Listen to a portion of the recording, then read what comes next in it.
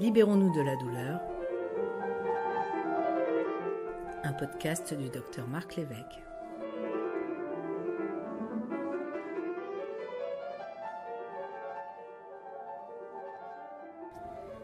Bonjour, nous avons aujourd'hui le plaisir d'accueillir Gaël Parado, qui est neurochirurgien à Paris, spécialisé dans les douleurs pelvipérinéales et notamment la névralgie pudendale. Bonjour Gaël. Bonjour. Voilà, alors la névralgie pudendale, est-ce que tu peux nous en dire quelques mots? Qui est-ce que ça touche et comment on pose le diagnostic? Alors, le diagnostic de la névralgie pudendale est essentiellement clinique. Il repose sur les 5 critères de Nantes. Le premier de ces critères, c'est la localisation de la douleur qui est essentielle.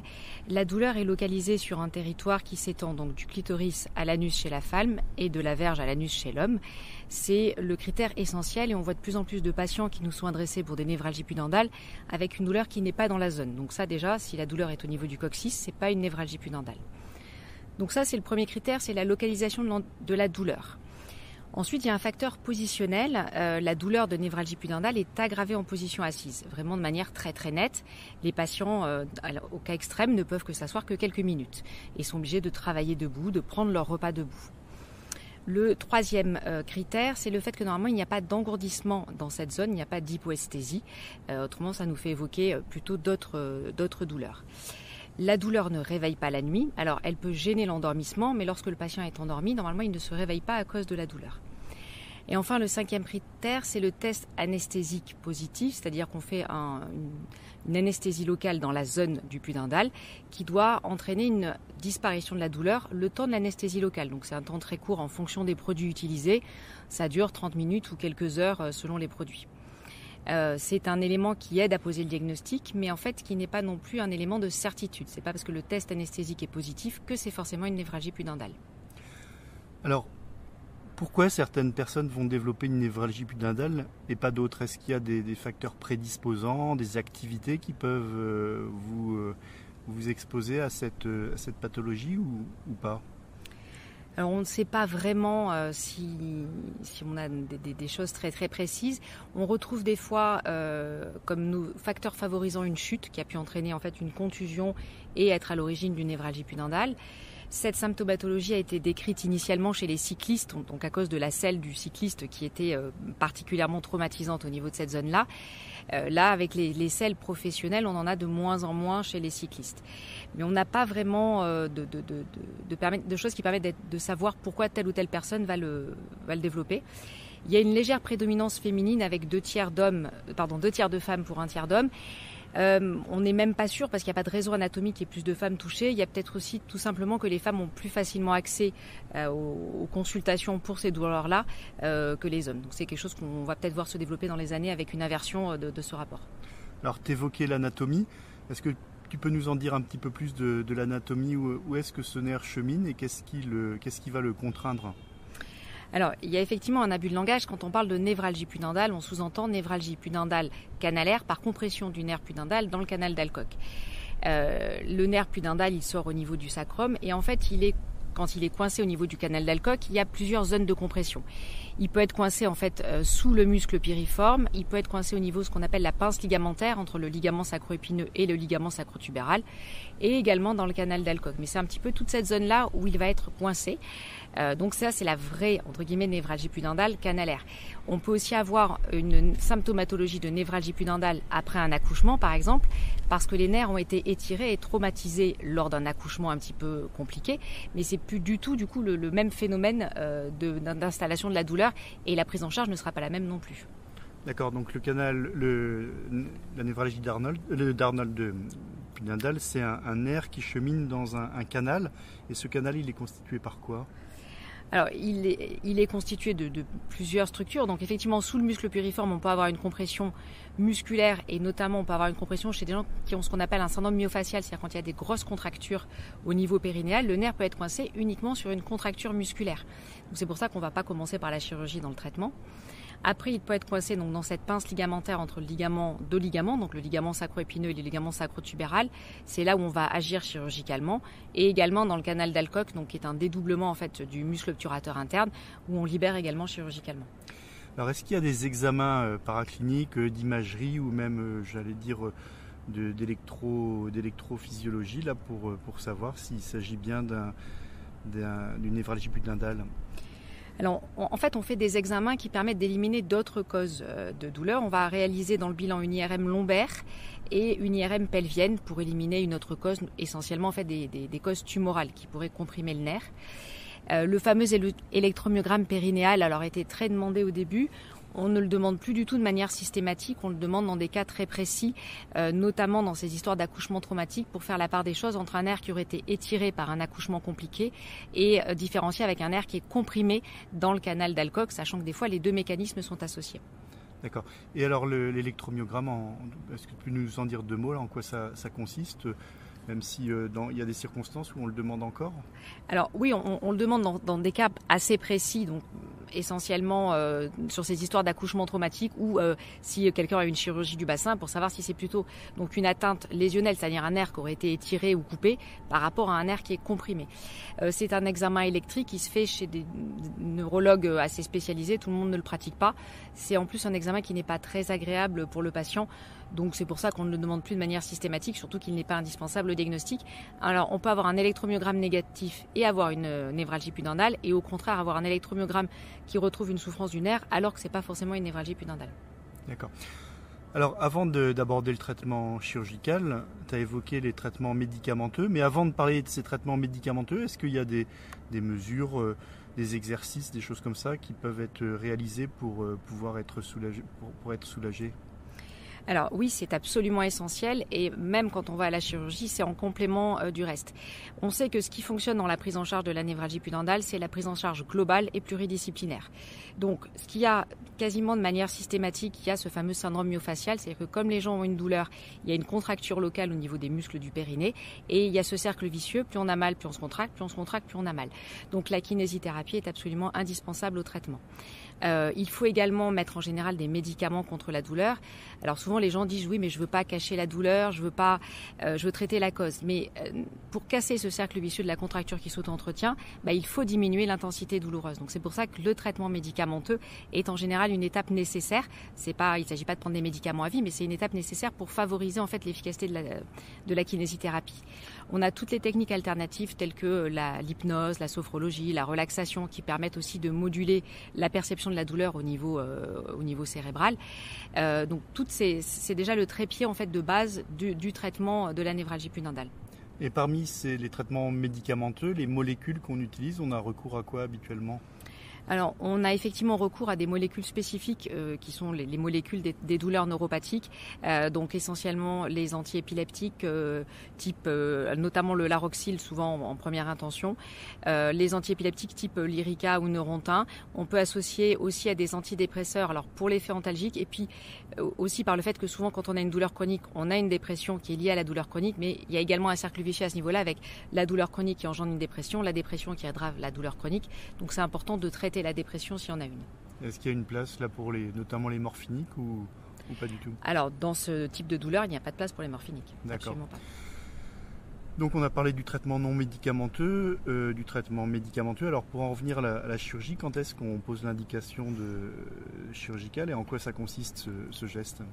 Alors nous, on commence toujours par cette prise en charge pluridisciplinaire. Comme il n'y a aucun critère de certitude en fait du diagnostic, on a mis en place un système où on est deux à valider l'indication chirurgicale, et notamment pour éliminer tous les autres diagnostics avant de retenir l'indication chirurgicale. Et c'est donc en cas d'échec de toute la prise en charge médicale et globale qu'on va à la chirurgie en dernier recours. On attend en général facilement 6 mois, voire 1 an de traitement, parce qu'on a plein de cas où la douleur peut s'amender toute seule avec ce traitement bien conduit.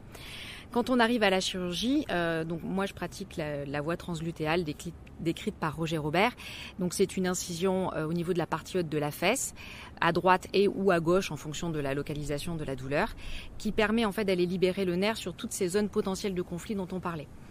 C'est une chirurgie peu traumatisante. Alors après, il y a tous les risques habituels d'une chirurgie, le risque de saignement, le risque d'infection, mais qui sont extrêmement faibles. Le risque principal est l'absence d'amélioration, puisqu'on sait que le taux d'amélioration est aux alentours de 70 à 80%. L'intérêt de cette technique, c'est qu'elle permet aussi d'aller libérer un petit nerf qui s'appelle le nerf clunéal, qu'on peut libérer dans le même temps opératoire et qui permet a priori d'augmenter quand même l'efficacité de la chirurgie et de la passer plutôt aux alentours des 80%. Alors comment ça se passe là, cette voie d'abord? Comment le patient il est positionné? C'est une grande incision ou est-ce que tu incises à quel endroit en fait qu'on puisse se représenter? Alors c'est une incision qui est à la partie haute de la fesse avec une incision oblique pour être dans les fibres du muscle, dans l'axe des fibres du muscle pour faire le moins de douleur possible. C'est une incision qui fait 6 à 7 cm à peu près. La chirurgie est en général pas vécue de manière très très douloureuse. Il y a une petite douleur au niveau de la cicatrice, mais c'est moins douloureux par exemple qu'une hernie discale parce qu'on préserve les muscles, on les écarte, mais il n'y a pas de désinsertion musculaire. C'est une journée d'hospitalisation et on préconise 3 semaines d'arrêt de travail, avec une reprise progressive des activités. Et si je comprends bien, donc la névralgie pudendale, il y a un nerf qui est de chaque côté. Tu opères les deux côtés ou bien un seul côté? Comment est-ce qu'on choisit le côté? C'est en fonction de la douleur, j'imagine? Alors voilà, c'est en fonction de la douleur. Quand la douleur est au milieu, on fait en général une voie d'abord bilatérale. Chez certains patients, la douleur va vraiment prédominer d'un côté. Donc il dit j'ai une douleur qu'à droite, on fait un test anesthésique à droite. Et si le test anesthésique à droite permet de totalement faire disparaître la douleur le temps de l'anesthésie, dans ces cas-là, on considère qu'une voie d'abord droite suffit. Donc avant cette chirurgie, il y a un test anesthésique systématique? Oui, alors le test anesthésique, on le fait systématiquement effectivement avant la chirurgie pour valider la chirurgie et notamment pour valider le côté de l'incision. Après, on ne le fait pas, tant qu'on ne va pas à la chirurgie, on ne le fait pas forcément puisqu'on a bien vu qu'il nous aide à poser le diagnostic, mais ce n'est pas pour autant un élément de certitude à 100%. D'accord. Et les risques de cette intervention, outre les risques classiques de l'anesthésie, de l'hospitalisation, les risques spécifiques auquel tu as été confronté? Alors, il y a un risque théorique d'incontinence anale, parce qu'on est à côté du nerf rectal, qu'on n'a jamais vu sur plus de 6000 cas. Il peut y avoir un petit engourdissement transitoire dans la zone du périnée, mais qui dure quelques jours et qui passe. Il n'y a pas de risque de troubles de l'érection, d'infertilité ou de sécheresse vaginale. Il n'y a pas ce risque-là, puisque c'est un nerf qui est essentiellement sensitif. D'accord. Et comment se passe alors la période post-opératoire? Donc tu me dis il y a à peu près une journée à 2 journées d'hospitalisation. Ils rentrent chez eux. Il y a des précautions particulières à avoir? Donc il y a un retour et domicile effectivement le lendemain. Il faut rester tranquille, donc marcher, mais bien sûr pas d'effort, pas de reprise de sport avant 3 semaines. Au bout de 3 semaines, un mois, on fait la consultation de contrôle et on autorise la reprise du travail en général et la reprise d'une activité un petit peu plus soutenue. On peut reprendre une vie normale. Alors il n'y a que le vélo que historiquement on contre-indiquait à vie. Alors avec le développement de selles plus ergonomiques, on pourra peut-être envisager des reprises de vélo après chirurgie. C'est que pour l'instant on n'a pas de recul sur ces nouvelles selles qui se mettent en place. D'accord. Donc la seule chose qui est contre-indiquée après c'est le vélo. Voilà. Et il y a au contraire des activités que tu recommandes, des sports qui sont encouragés Il n'y a pas de sport spécifiquement recommandé. Après, c'est la pratique sportive est de toute façon une bonne chose de manière générale et c'est les sports que le patient a l'habitude de pratiquer qui sont conseillés de faire. Voilà. Et à peu près tu parlais de 70% là, de patients qui sont soulagés et les 30% qui restent là, comment tu les orientes? Alors, de toute façon, ce que je dis souvent aux patients, la chirurgie n'est pas une baguette magique qui va faire disparaître la douleur. Et la chirurgie, c'est un des éléments de la prise en charge globale, mais au même titre que la kiné, que les médicaments. Donc, de toute façon, après la chirurgie, il faut continuer la kiné, il faut continuer les médicaments. Et c'est progressivement, éventuellement, qu'on va pouvoir diminuer les médicaments notamment. Donc, on continue la prise en charge avec le médecin de la douleur. Et en général, l'amélioration, alors elle peut ne commencer qu'au bout du 6e mois post-opératoire et s'étaler sur 2 ans. Si au bout de 2 ans, on n'a vraiment aucune amélioration, on peut aller sur d'autres techniques, notamment éventuellement sur la stimulation médulaire, en partant du principe qu'on a libéré un nerf qui était comprimé et que si ça continue de faire mal, c'est que le nerf était abîmé par la compression et qu'il n'est plus comprimé. Donc s'il est abîmé, comme dans d'autres douleurs, notamment dans les douleurs de sciatique ou dans les douleurs du membre fantôme, on peut proposer la stimulation médulaire dans ces cas-là. Alors quelques mots sur la stimulation médulaire, là c'est C'est une électrode qu'on met au contact de la moelle épinière. Comment ça se déroule ? Alors, c'est une opération qui se fait en 2 temps. Alors pareil, encore une fois, c'est vraiment qu'en dernier recours. Il y a une première étape où on va positionner l'électrode sur la partie postérieure de la moelle et on fait un test avec un boîtier externe et une télécommande. On fait un test pendant une petite semaine pour voir si le patient est amélioré. Et s'il est amélioré, on va mettre le boîtier à l'intérieur et il a une télécommande qui lui permet d'allumer et d'éteindre l'appareil et d'augmenter et de baisser l'intensité. C'est un petit peu comme les systèmes de TENS, mais avec un système qui est totalement à l'intérieur du corps. D'accord. Donc ça, c'est une solution un petit peu de secours pour les patients qui n'auraient pas en fait bien répondu à cette intervention de névralgie pudendale. Alors pour les personnes qui nous écoutent là, qui souffrent de cette pathologie, vers qui elles peuvent se tourner là pour cette prise en charge médicamenteuse et chirurgicale? Est-ce qu'il y a beaucoup de centres en France qui la pratiquent? Alors, il n'y a pas beaucoup de centres en fait qui sont spécialisés effectivement sur les douleurs périnéales.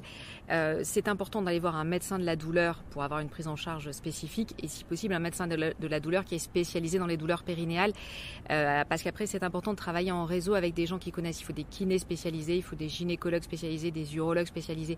Enfin, il faut vraiment toute une équipe qui connaît vraiment ce problème-là. C'est pour ça que nous on a monté un réseau qui s'appelle Réseau Douleurs Paris et qui référencie en fait des professionnels qui sont spécialisés sur les douleurs périnéales.